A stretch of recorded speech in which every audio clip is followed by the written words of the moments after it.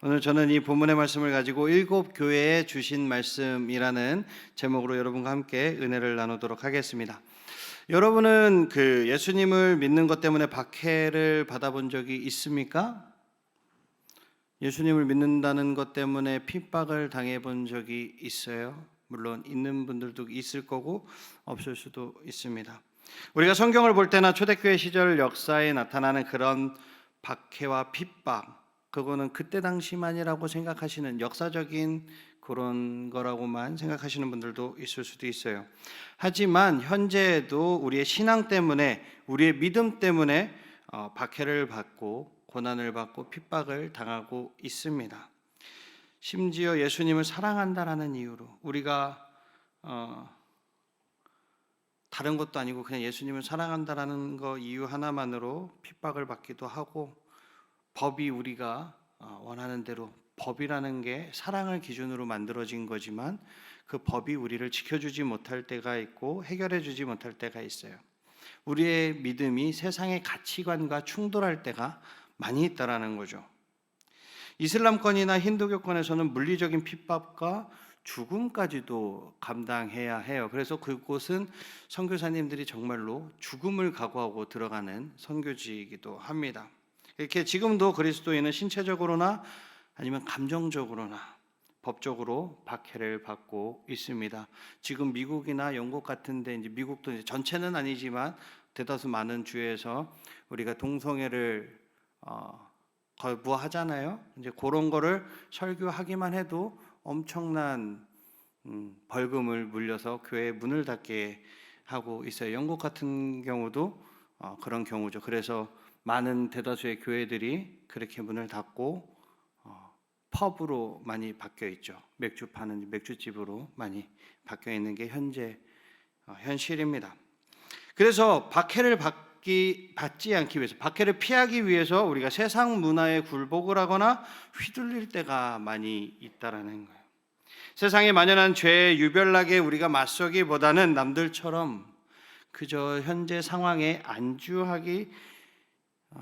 안주하는 것이 더 쉬울 때가 있습니다. 선생님이나 친구들 앞에서 믿음을 지키기보다는, 주변 사람들 앞에서 믿음을 지키기보다는 이 대화 자체를 피하는 게 더 쉬울 때가 있어요. 어차피 우리가 세상을 바꿀 수 있는 게 아니잖아요. 예수님 때문에 우리가 다르게 산다라는 그 이유로 핍박을 내가 지금 받는 것이 무슨 이유가 있습니까? 우리가 이렇게 뒤로 한 발자국 물러나서 침묵을 지킬 때가 많이 있어요. 더 나쁘게는 아예 세상과 타협을 하거나 아니면 세상에 아예 빠져들어서 세상보다 더 세상스럽게 살아가는 그리스도인들을 많이 봅니다. 예수님은 어떤 상황에 있든지 예수님이 보좌에 앉아 계심을 알고 주님을 위해 버텨야 한다라고 이 지금 소아시아 성도들에게, 그리고 지금 우리에게, 여러분들에게 이야기하고 있는 것입니다. 그리스도와 교회 사이에는 어떤 것도 있을 수 없다라는 거예요. 순종은 일곱 교회 성도들에게도, 그리고 지금 현재를 살아가고 있는 우리들에게도, 그리고 모든 사람들에게 모두 중요한 문제입니다. 우리 첫 번째 키워드 보면서 예수님께서 일곱 교회에게 그리고 우리에게 무슨 말씀을 하시는지 오늘 살펴보도록 하겠습니다. 우리 첫 번째 키워드 큰 목소리로 한번 읽어볼까요? 시작! 처음 사랑을 잃었으니 회개하라. 소아시아 일곱 교회가 있어요. 일곱 교회 이름 아시는 분? 네, 에베소, 서머나, 버가모, 두아디라, 사데, 빌라델비아, 라오디게아. 네, 여러분들은 공부하느라 바쁘니까 전도사님이 외울게요. 네, 예수님은 이 일곱 교회에게 편지를 보내셨는데 그중 서머나 교회와 빌라델비아 교회만 빼고 이 나머지 다섯 교회에게 회개를 명령하십니다. 먼저 에베소 교회를 한번 살펴볼 건데요. 예수님은 편지에서 예수님보다 자기 행위를 더 사랑하는 에베소 교회에게 이제 회개할 것을 촉구하십니다. 우리 2장 1절에서 7절을 교독으로 한번 읽어보도록 하겠습니다. 에베소 교회 사자에게 편지하라. 오른손에 있는 일곱 뼈를 붙잡고 일곱 금 촛대 사이를 거니 지는 이가 이르시되, 내가 네 행위와 수고와 내 인내를 알고 또 악한 자들을 용납하지 아니한 것과 자칭 사도라 하되 아닌 자들을 시험하여 그의 거짓된 것을 네가 드러낸 것과 또 내가 참고 내 이름을 위하여 견디고 게으르지 아니한 것을 아노라. 그러나 너를 책망할 것이 있나니 너의 처음 사랑을 버렸느니라. 그러므로 어디서 떨어졌는지를 생각하고 회개하여 처음 행위를 가지라. 만일 그리하지 아니하고 회개하지 아니하면 내가 내게 가서 내 촛대를 그 자리에서 옮기리라. 오직 내게 내가 니골라 당의 행위를 미워하는도다. 나도 이것을 미워하노라. 7절은 다 같이 읽을게요. 귀 있는 자는 성령이 교회들에게 하시는 말씀을 들을지어다. 이기는 그에게는 내가 하나님의 낙원에 있는 생명나무의 열매를 주어 먹게 하리라. 아멘. 예수님은 에베소 교회에게 회개를 명하시기에 앞서서 교회가 지금까지 잘해온 것들 몇 가지를 인정을 해주십니다. 그러니까 이제 혼내기만 한다는 게 아니에요. 예수님은 라오디게에 보내는 편지만 빼고 모든 편지들에게 이처럼 칭찬을 아끼지 않으십니다. 예수님은 에베소 성도들이 올바른 신학을 갖고 믿음을 지키고 바르게 산 것에 대해서 지금 칭찬을 해주고 있어요. 교회는 심각한 죄를 회개해야 하지만 우리는 잘한 일에 지금 에베소 교회가 잘한 일에 대해서 몇 가지 교훈을 배울 수 있어요. 그래서 그 첫 번째가 우리는 올바른 신학을 정립해야 한다라는 거예요. 하나님에 관한 성경적 관점의 올바른 신학이 우리 교회가 이슬람이나 불교와 같은 다른 신념 체계와 구별되게 구분짓는 거예요. 그리고 여호와의 증인이나 하나님의 교회 여기 많죠. 신천지나 이런 이단들과도 구별짓는 거예요. 에베소에서는 올바른 신학이 정통 기독교를 니골라당이라고 알려져 있는 거짓 기독교와 구별지었습니다. 이 니골라당에 관해서는 초기 기독교 자료들 외에는 알려진 것들이 그렇게 많지가 않아요. 그런데 그 초기 기독교 자료에 의하면은 니골라당은 이제 성적인 죄와 관련이 있는 이단 중 하나라고 볼 수 있어요. 그래서 니골라당은 그리스도를 따른다라고 주장을 하지만 실질적으로 그 안으로 파고들어 보면 하나님의 은혜를 욕보이는 행위를 하고 있다라는 거죠. 그들의 행위는 믿음이 아닌 죄를 탐닉하고자 하는 욕망에서 비롯된 거예요. 우리 이단이 왜 이단입니까? 끝이 달라서. 그러니까 본인이 교주가 주인 되고 싶어서 내가 다 해먹고 싶어서 흔히 얘기하는, 그래서 이단이 되는 거잖아요. 이것도 마찬가지라는 거예요. 그래서 거짓 가르침이 복음을 왜곡하는 거죠. 그리고 기독교의 복음 메시지를 궁극적으로 바꿔버리는 것입니다. 그래서 예수님은 에베소 성도들이 거짓 가르침에 맞선 것에 대해서 지금 칭찬을 하고 있는 거예요. 여러분들도 주변에서 거짓 가르침으로 우리를 유혹하고 속이려고 하면 단호하게 물리치셔야 되는 거예요. 그리고 두 번째는 믿음을 지켜야 하는 거예요. 믿음을 지켜야 되는 거예요. 올바른 신학이 있다면 교회 몰래 아니면 은근슬쩍 들어온 이 거짓 가르침을 바로 알 수 있죠. 그래서 믿음을 우리가 지키려고 이렇게 하기 위해서 우리 스스로가 준비해야 된다는 거예요. 우리는 복음에 대해 묻는 이들에게 복음을 전할 준비가 되어 있어야 됩니다. 그게 뭐예요? 풍부하면서도 성경적으로 바른 그 신학에 기초해서 우리가 전해야 된다라는 거죠. 그래서 복음이 공격당할 때 우리는 침묵하지 않고 똑바로 전해야 된다는 거예요. 잘못된 거를 전하지 않고. 그래서 우리가 공부해야 되는 거고 성경 말씀을 제대로 알아야 된다라는 거예요.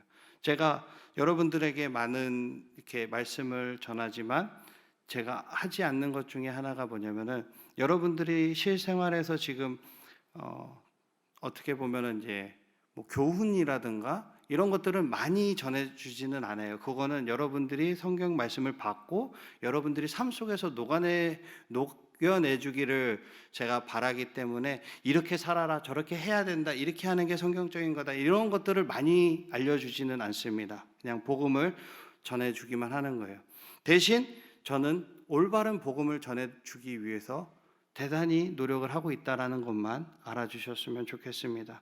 왜냐하면 우리가 잘못된 복음을 듣게 되면 잘못된 생각이 머릿속에 박히게 되는 거고, 그 잘못된 생각이 굳어지게 되면 잘못된 신학이 되는 거예요. 그러면은 제대로 된 하나님을 전할 수 없는 거예요. 그래서 우리가 복음을 모르는 것도 문제지만 복음을 잘못 알고 잘못 전하는 것도 문제가 된다라는 거예요. 왜냐하면 우리가 알지 못하면 전할 수가 없기 때문에 입이라도 다물면 되는데 잘못 알고 있으면 이상한 것만 전하게 되는 거죠. 그렇게 돼서 2단, 3단, 막 이렇게 5단 이렇게 가는 거니까 여러분들도 올바로 성경을 보시고 성경대로 해석을 하면 되는 것입니다. 자, 그리고 세 번째는 우리가 올바른 신학을 정립을 하고 올바른 믿음을 지키면 어떻게 할 수 있느냐? 바르게 살 수 있다라는 거예요. 좋은 품성을 갖는다는 것은 확실히 가치 있는 일이죠. 우리의 삶에. 성경은 도덕책이 아니지만 그렇다고 해서 도덕적으로 살지 말라라고 도덕을 아예 무시하는 책도 아니에요. 경건과 죄의 차이도 보여주고 있는 책이죠.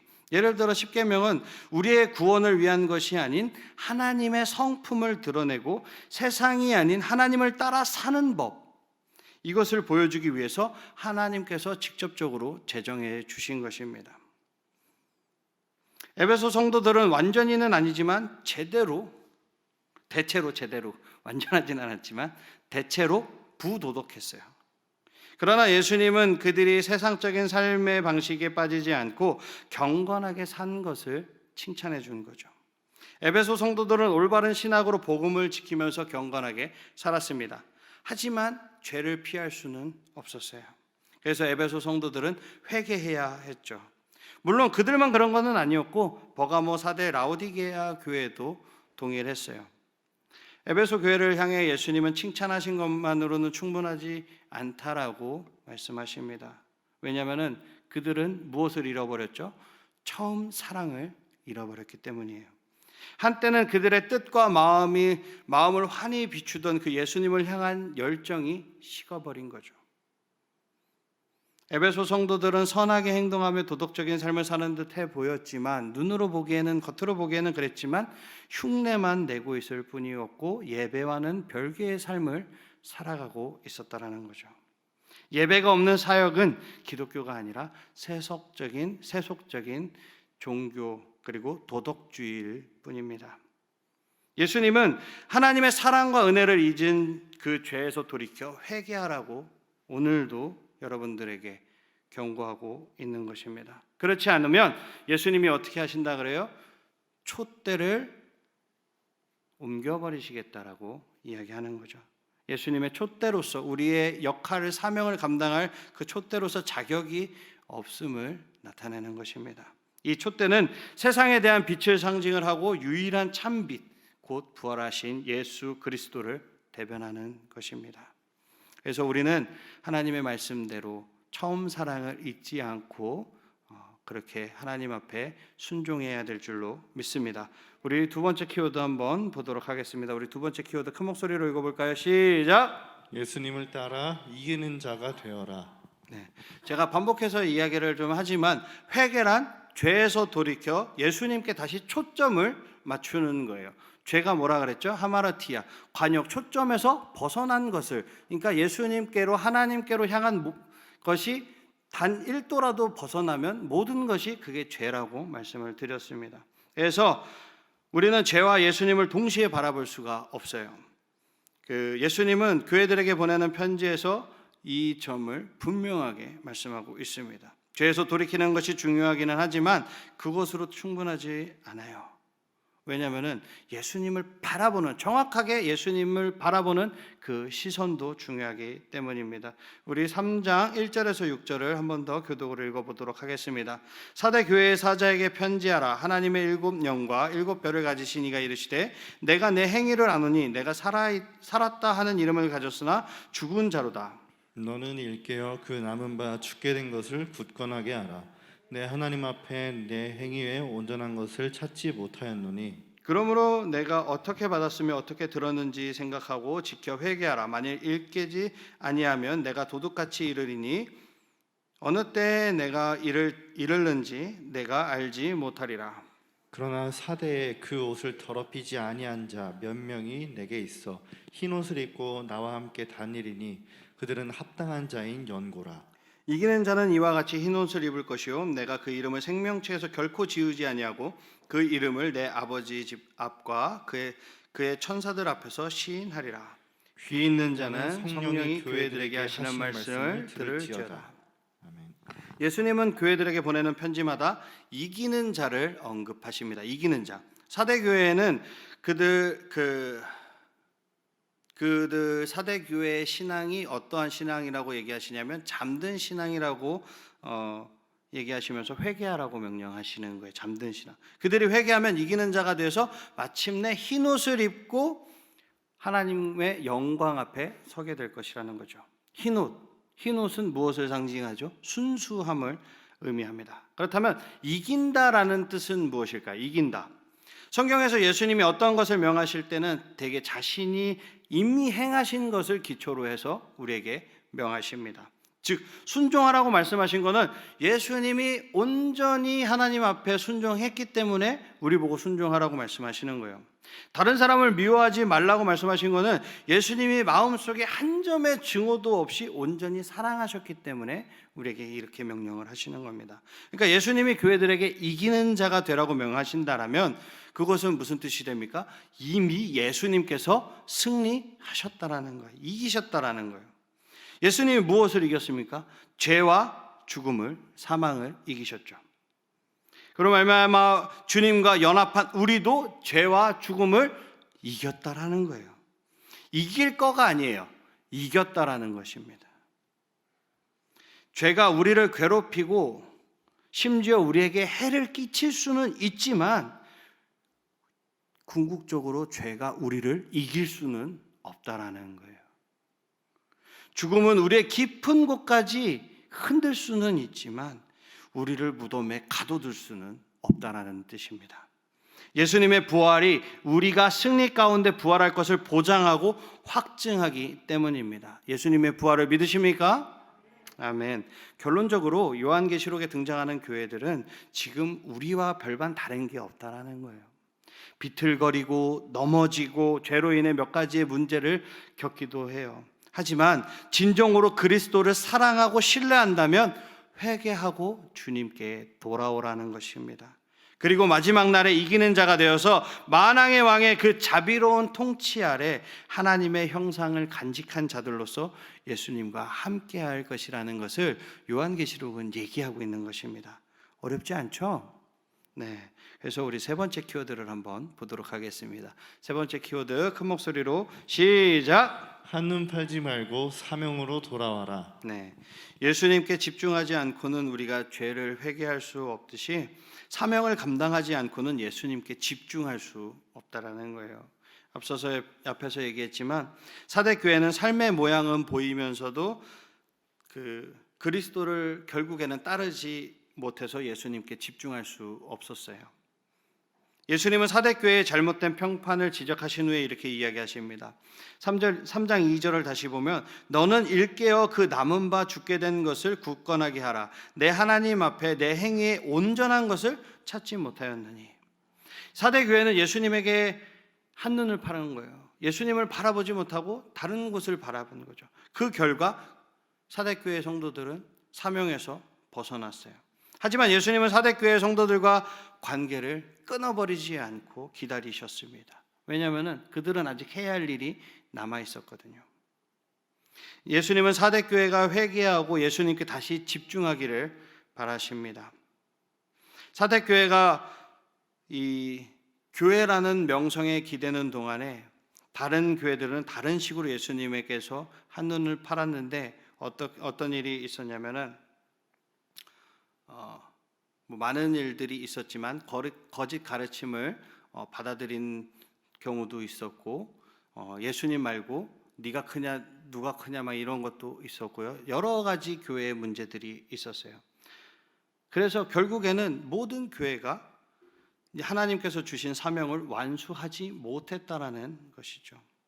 선행을 하거나 옳은 것을 믿거나 심지어 거짓 교사들을 꾸짖더라도 이 교회들은 처음 사랑을 잃어버리고 미지근하여 쓸모없게 되어버린 거죠. 왜 그럴까요? 교회에 대한 그리스도인이라는 그 정체성을 그들은 잃어버렸기 때문입니다. 교회가 그리스도 안에 있다는 사실과 나아가서 그리스도를 위해 어떻게 살아야 할 것인가를 잃어버린 거예요. 처음에 예수님을 만나고 처음에 성령을 받아서 내가 기쁨으로 모든 것을 감당하고 기쁨으로 내가 예수님께 나의 삶을 바친다라고 헌신하겠다라고 다짐했지만 그것이 시간이 점차 흘러 미지근해졌다라는 거죠. 우리도 이거를 조심해야 한다라는 거예요. 우리가 다시 처음으로 예수님을 처음 만났던 그 순간을 기억하고 그때로 다시 열정을 쏟아야 할 줄로 믿습니다. 말씀을 정리하겠습니다. 요한계시록에서 교회들에게 회개하고 돌아오라고 하신 예수님의 말씀은 뭐냐면은 하나님을 사랑하고 다른 사람을 사랑하라는 거예요. 이웃을 사랑하라는 거예요. 우리는 평생 오직 주님만 섬기고 주님을 경배해야 합니다. 또한 하나님의 영광과 선하심을 바라봐야 해요. 예수님이 십자가에서 하신 것처럼 우리 자신을 쏟아부으면서 다른 사람들을 사랑해야 하는 것입니다.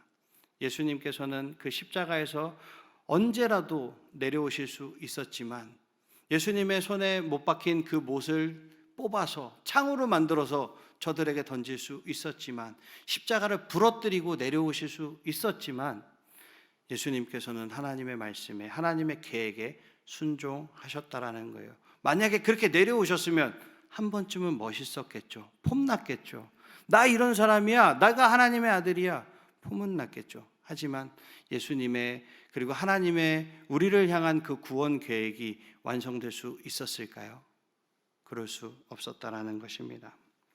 우리가 하나님과 화목하기를 바라면서 우리의 욕심을 내려놓고 하나님 앞에 순종해야 하는 것입니다. 바로 이게 우리의 정체성이고 우리의 사명인 줄로 믿습니다. 하나님은 교회의 순결함에 관심이 많으세요. 교회는 예수님의 신부이고 예수님은 교회를 위해 죽으셨기 때문입니다. 교회는 예수님이 어떤 분이신지를 기억하고 예수님이 우리에게 주신 복음을 전하는 사명을 계속해서 수행함으로 새롭게 되는 경험이 넘쳐나야 할 줄로 믿습니다. 여러분, 여기서 제가 교회 그러니까 내 얘기는 아니라고 혹시 생각 드십니까? 예수님은 우리 한 사람 한 사람이 교회라고 분명하게 말씀하셨습니다. 오늘 이 말씀이 여러분의 삶의 기준이 되는 말씀이 되시기를 주님의 이름으로 축복합니다. 교회의 건물, 교회 이런 것들만 생각하는 것이 아니라 내가 그리스도의 교회로서 삶을 살아갈 때 우리의 삶에 회개가 넘쳐나고 감사가 넘쳐나고 하나님과 화목해서 순결한 신부로서의 삶을 살아가는 우리 사랑하는 청소년부 친구들이 되시기를 주님의 이름으로 축복합니다.